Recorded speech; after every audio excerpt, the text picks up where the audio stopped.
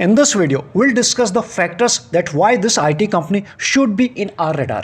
तो first we are talking about Newgen and Newgen is a IT company. अगर हम IT की बात करें, ड्यू टू कोविड की बात करें, कुछ सेक्टर्स की बात करें या फिर हम कंपनीज की बात करें, ग्लोबल लेवल पर एक इम्पैक्ट पड़ा था नेगेटिव वे में। लेकिन दो सेक्टर ऐसे थे जिनको कोविड के बाद से या कोविड की वजह से पॉजिटिव इम्पैक्ट उन सेक्टर्स में, उन सेक्टर के स्टॉक्स में हमें देखने को मिला था। पहला आईटी और दूसरा फार्मा। अगर हम फार्मा सेक्टर की बात करें और उनके स्टॉक्स की बात करें, किस तरह से एक हमें अच्छी तेज़ी देखने को मिली थी पास्ट में, वो हमने देखी थी।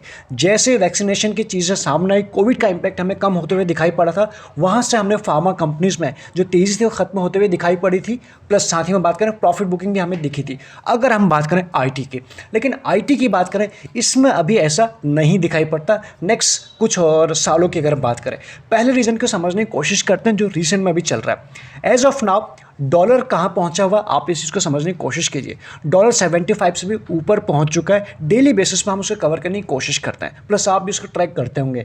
अगर हम बात करें जब नेक्स्ट क्वार्टर में इन आईटी कंपनीज़ के रिजल्ट निकल के आएंगे, तो आपको उनके रिजल्ट में आपको एक पॉजिटिव, इस डॉलर बढ़ने के बाद उनके रिजल्ट में पॉजिटिव चीज़ें दिखाई पड़ेंगी। एक रीज़न तो ये है, आप और हम इस चीज़ को अच्छे से समझते हैं। दूसरी बात करें आईटी सेक्टर के ऊपर किस तरह से गवर्नमेंट का फोकस बना हुआ, वो हम जानते हैं। आईटी इंफ्रा के ऊपर कंपनीज का, गवर्नमेंट का फोकस बना हुआ है, वो भी हम जानते हैं। साथ ही में अगर हम बात करें इस सेक्टर पे, इस सेक्टर कोविड के बाद से किस तरह से वर्क फ्रॉम होम या फिर चीज़ें बदल रही हैं, आईटी की तरफ ज़्यादा मैक्सिमम चीज़ें हो रही हैं, डिजिटलाइजेशन की तरफ चीज़ें हो रही हैं, ये भी हम चीज़ें जानते हैं। तो इसलिए ये सेक्टर और भी लंबे टाइम तक अच्छा कर सकता है। Now let's discuss Newgen. Why Newgen is good company or bad company? Let's understand it. अगर हम Newgen की बात करें, कंपनी was formed in 1992 यानी 5th of June 1992। कंपनी का नाम न्यू ज़रूर है न्यूजेन, लेकिन कंपनी नई बिल्कुल नहीं है। अगर हम कंपनी को समझने की कोशिश करें, कंपनी एक end to end software solution provide करती है। अगर इसी चीज़ को समझने की कोशिश करें, ग्लोबल लेवल पर कंपनी काम करती है। जब भी कोई कंपनी ग्लोबल लेवल पर काम करती है, उसका एक पॉजिटिव, उस कंपनी के लिए पॉजिटिव बात ये रहती है, सम टाइम कोई साल, किसी महीने की अगर हम बात करें, किसी क्वार्टर की बात करें, हो सकता है किसी रीजन में, किसी ग्लोबल में कोई चीज़ें चल रही है। जैसे कि अभी की बात करें, नया कोविड का वेरिएंट कुछ कंट्रीज़ में दिख रहा है और कुछ कंट्रीज़ में अभी नहीं दिख रहा है। तो ऐसे में क्या होता है, जब भी कोई कंपनी ग्लोबल लेवल पर काम करती है तो उनके रेवेन्यू पर ज़्यादा इंपैक्ट नहीं पड़ता है। अगर वही कंपनी सिर्फ एक ही रीजन में काम करती है, एक ही कंट्री में काम करती है और समहाउ उसी रीजन में कुछ ऐसी पैंडमिक, कुछ ऐसा नया चीज़ दिखाई दे रहा है, तो डेफिनेटली उनके रेवेन्यू पे ज़्यादा इंपैक्ट पड़ेगा ग्लोबल लेवल पर जो कंपनी काम करती है, लेकिन कम पड़ेगा। आप इस चीज़ को समझ पा रहे होंगे। तो एक चीज़ तो ये है, अगर हम इनके बिजनेस को समझने की कोशिश करें, जैसे कि end to end solution provide करती है सॉफ्टवेयर की, तो उसके अंदर भी क्या क्या निकल के आता है। सॉफ्टवेयर प्रोडक्ट डेवलपमेंट, यानी सॉफ्टवेयर डेवलपमेंट भी करते हैं, डिज़ाइन भी करती है एंड डिलीवर भी करती हैं, यानी पूरा एंड टू एंड। अगर हम समझने की कोशिश करें, इनके कुछ की क्लाइंट्स हैं। की क्लाइंट्स आप और हम अच्छी तरीके से जानते हैं, जिनके लिए ये आईटी सर्विस प्रोवाइड करते हैं। जैसे कि अगर हम बात करें, आपने बजाज इलेक्ट्रिकल कंपनी का नाम सुना होगा, तो उनके लिए ये काम करते हैं। यूनाइटेड अरब बैंक की बात करें, उनके लिए भी axis bank, yes bank, Kotak Mahindra bank and उसके बाद कई सारे हैं, आप यहाँ देख सकते हो, जैसे जो आप नाम फैमिलियर हैं जिनसे ICICI prudential life etcetera etcetera इत्यादि, या फिर हम बात करें मैक्स लाइफ इंश्योरेंस, ये वो सारे इनके क्लाइंट्स हैं जिनको ये आईटी सर्विस प्रोवाइड करते हैं। नाउ कंपनी ग्लोबल लेवल पर काम करती है। अगर हम इसके जियोग्राफिक वाइज इसके जो रेवेन्यू आया है Q2 में, उसको डिवाइड करें या फिर समझने की कोशिश करें, तो आप यहाँ इजीली पढ़ सकते हैं। सबसे पहले हम यहाँ से फोकस करते हैं। यहाँ हम देखते हैं जियोग्राफिक बेसिस पे जो सबसे ज़्यादा जिनका रेवेन्यू आया है Q2 में, वो आया है EMEA यानी यूरोप, मिडल ईस्ट, अफ्रीका से। यहाँ से आप समझ सकते हैं 32% यहाँ से आया। उसके बाद आप यहाँ देख सकते हो 26 इधर से आए। इंडिया की बात करें 29, यानी ग्लोबल लेवल पर कंपनी काम करती है। ये तो रहा इसके जियो बेसिस पे। अगर इन्हीं चीज़ों को हम जियोग्राफिकल बेसिस पे ही बात करने की कोशिश करें, वर्टिकल बेसिस पे सबसे ज़्यादा जो रेवेन्यू इनका आया है Q2 में, वो है बैंकिंग सेक्टर से। यानी बैंकिंग कंपनीज़ को, बैंकिंग सेक्टर को आईटी सर्विस प्रोवाइड करके या फिर सोल्यूशन दे के वहाँ से। बाकी सारी चीज़ें आप इजीली यहाँ पर पढ़ सकते हैं। अब बात करते हैं सेगमेंट वाइज। हमने जियोग्राफिकल देख लिया, वर्टिकल देख लिया, सेगमेंट की बात करें, आप यहाँ देख सकते हो सपोर्ट से सबसे ज़्यादा इनका जो रेवेन्यू आया है Q2 में, वो यहाँ से है। तो आप इन चीज़ों को ईजिली समझ पाएंगे कंपनी किन किन वर्टिकल में काम कर रही, कहाँ से कितना रेवेन्यू आ रहा है, आपके सामने चीज़ें आसानी से हैं। इसके बाद कुछ अहम ट्रिगर को हम समझने की कोशिश करें। आप यहाँ देखने की ज़रा फोकस कीजिए कि इनके जो क्लाइंट हैं वो एक्टिव क्लाइंट की बात करें 515 के क्लाइंट हैं, जिसे आप काफ़ी अच्छे क्लाइंट कह सकते हो। इनकी जो प्रेजेंस है 72 कंट्रीज़ में, ग्लोबल पे तो हमने देखा था, लेकिन कितने कंट्रीज़ है वो आपके सामने है। उसके बात करें इनके 17 वर्टिकल हैं जहाँ से इनका टोटल रेवेन्यू आता है, और उन 17 में से कोर जो है 5 हैं। उसके बाद अगर हम बात करें आईटी कंपनीज़ की बात करें, फिर फार्मा कंपनीज़ की बात करें, इनका एक पेटेंट चलता है, यानी कि कोई फार्मा कंपनी ने कोई दवाई बना ली तो पेटेंट उनके नाम हो जाता है। वैसे ही आईटी कंपनीज़ में भी ये काम चलता है कि अगर किसी कंपनी ने कोई अगर सॉफ्टवेयर बना लिया तो वो पेटेंट उनके नाम पे हो जाता है कि ये सॉफ्टवेयर इस कंपनी ने बनाया। तो इसी को हम समझने की कोशिश करें। यहाँ पर 44 इन्होंने फाइल किए थे, 44 पेटेंट इन्होंने फाइल किए थे, और उसमें से इनको 20 पेटेंट इनको ग्रांट हुए हैं, यानी इनके पास है। उसी चीज़ की बात करें, जिस तरह से हम अपने फ़ोन को सब्सक्राइब करते हैं, या फिर अगर आप किसी OTT प्लेटफॉर्म का मंथली बेसिस पे सब्सक्राइब करते हैं, आप हर मंथ उनको चार्ज देते हैं, उसी तरह से आईटी सॉफ्टवेयर को भी सब्सक्राइब करते हैं लोग ईयर्स के लिए, एंड उसी तरह से अपने काम चलाने के लिए एज़ पर द रिक्वायरमेंट।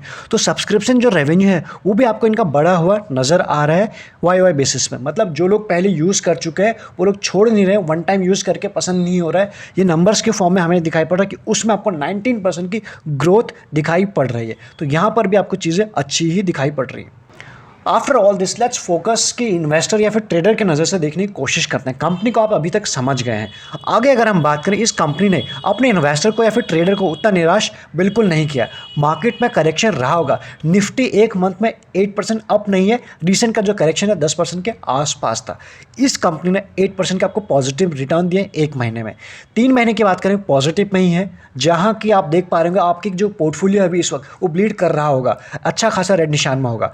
अगर हम बात करें 6 मंथ में पॉजिटिव में है, 1 साल में इसने आपको पैसे को डबल से भी ज़्यादा किया, 2 साल में उससे भी ज़्यादा किया है, 200% के रिटर्न, एंड 3 साल में, यानी किसी भी टाइम फ्रेम में इस कंपनी ने आपको निराश बिल्कुल नहीं किया है। और इन रिटर्न के पीछे का जो इनको ड्राइव कर रहा है, आप यहाँ देख सकते हैं इनके क्वार्टरली रिजल्ट हैं। क्वार्टरली रिजल्ट हम देखेंगे दिसंबर 20 यानी पिछले साल से लेकर सितंबर तक का, पिछले 4 क्वार्टर का नंबर आप यहाँ देख सकते हो। किस तरह की सेल्स रही है आप इस तरह से भी देख सकते हो। बीच में एक हमें डिप दिखाई पड़ रही है, वो है जून क्वार्टर में। जून क्वार्टर में इनकी सेल्स डिप थी जो 186 थे पहले क्वार्टर में, नेक्स्ट में 200 प्लस 160 एंड 186 वापस से रिकवरी के मोड में आ चुका है। अगली बार जो ये क्वार्टर आ रहा है इसमें जो रिजल्ट आएंगे जितने भी आईटी कंपनीज के, उसके पीछे का एक रीज़न हमने बताने की कोशिश की कि डॉलर का बढ़ना, और इनकी जो कंपनीज, ये जो आईटी कंपनीज हैं जो ग्लोबल लेवल पर काम करते हैं, इनको इसका बेनिफिट मिलता है। तो ऐसे में ये सेक्टर और इनके अच्छे शेयर इस सेक्टर के फोकस पर रहना चाहिए। और उनमें एक नाम निकल के आता है न्यूजन। ऑपरेटिंग प्रॉफिट की अगर हम बात करें 69, 66, 23, यहाँ पे जो डिप दिखाई पड़ रही है ये वापस रिकवर होते हुए दिखाई पड़ रहा है। बाकी नेट प्रॉफिट आप देख सकते हो, उसमें भी यहाँ जून का क्वार्टर सभी के लिए ख़राब था, और अभी भी अगर हम देखने की कोशिश करें वैसी रिकवरी नहीं हुई है, बट समहाउ रिकवर हो रहा है। इसी चीज़ को समझने की कोशिश करते हैं ईयरली बेसिस पे, क्योंकि कई बार क्या होता है क्वार्टरली बेसिस पे कुछ इंटरनल चीज़ें हो जाती हैं जिसके वजह से ठीक से ब्रॉडर वे में पिक्चर समझ में नहीं आती है।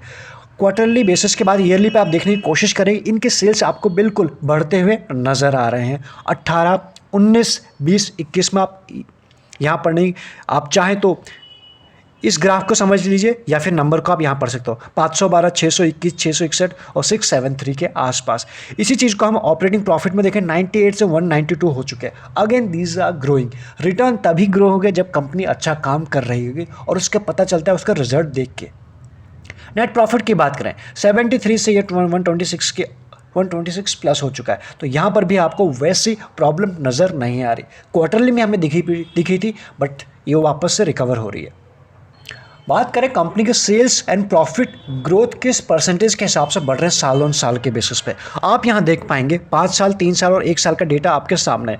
तो 5 साल में जो इस कंपनी का सेल्स ग्रोथ रही है 14%, और 3 साल की बात करें 10 और 1 साल की 6%। तो यहाँ पर हमें इसकी जो सेल्स ग्रोथ गिरते हुए दिखाई पड़ रहे हैं। और ये ऐसा नहीं कि इसके पीछे का रीज़न हम और आप बिल्कुल नहीं जानते। पिछले 1 साल में जो चीज़ें ग्लोबल मार्केट में हुई हैं, एंड जो ग्लोबल इंडस्ट्री में हुई है वो हम सभी से छुपा बिल्कुल नहीं है। किस तरह का फॉल था, किस तरह से रिकवरी है, उसके बीच बीच में कई बार खबरें आती ही रहती हैं। कभी ये नया वेरिएंट आ गया, कभी फिर से लॉकडाउन की खबरें या फिर ऐसी चीज़ें आती हैं, तो उसके बाद बिजनेस पे इम्पैक्ट पड़ता है, डेफिनेटली पड़ता है। तो उसके बाद भी ये पॉजिटिव में है एंड ये आने वाले टाइम में इसको इम्प्रूव होने की प्रॉबिलिटी काफ़ी ज़्यादा दिखाई पड़ रही है। प्रॉफिट ग्रोथ की बात करें उसमें आपको ज़्यादा इम्पैक्ट पड़ते हुए नहीं दिखाई पड़ रहा है।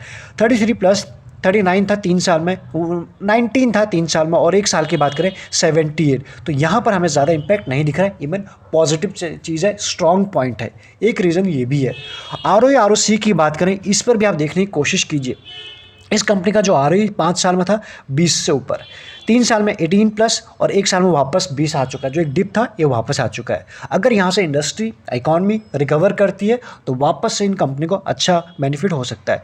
24 था इसका ROC 5 साल में, 3 साल में 24 अगेन, और 1 साल के बाद का 28। तो किसी भी पैरामीटर पर आप निराश नहीं होंगे। रीज़न ये भी है जिसकी वजह से ये कंपनी अच्छी है। कितना इस कंपनी के ऊपर डेट है आप यहाँ देख सकते हो। एक डेट फ्री IT कंपनी है, जो हमारे लिए और अच्छी बात हो जाती है। कैश भी है, बिल्कुल कैश है, 198+ CR का कैश है। तो ऐसे में जैसे जो टफ टाइम चलता है, ऐसे में यही कैश कंपनी को सर्वाइव करने में हेल्प करता है या फिर टिके रहने में मदद करता है। इन सब के बाद बात करें, ये भी एक रीज़न है, डेट फ्री कंपनी है। प्लेजिंग 0 है, अगेन ये एक रीज़न है। और उसके बाद अगर हम बात करें इसके जो शेयर होल्डिंग पैटर्न है रिसेंट का, आप यहाँ देख सकते हो। ये शेयर होल्डिंग पैटर्न आपको दिसंबर 20 से लेकर सितंबर तक का मिलेगा। आप चाहे तो इन चीज़ों को अच्छे से पढ़ सकते हैं, लेकिन हम यहाँ फोकस करने की कोशिश करते हैं। प्रमोटर के पास दिसंबर में, पिछले साल दिसंबर 20 में 65+ थे, अभी वो हो चुके 55। यानी यहाँ पे प्रमोटर ने कम किए हैं, अपनी होल्डिंग को कम किया। अगर प्रमोटर ने कम किया है तो किसने खरीदे?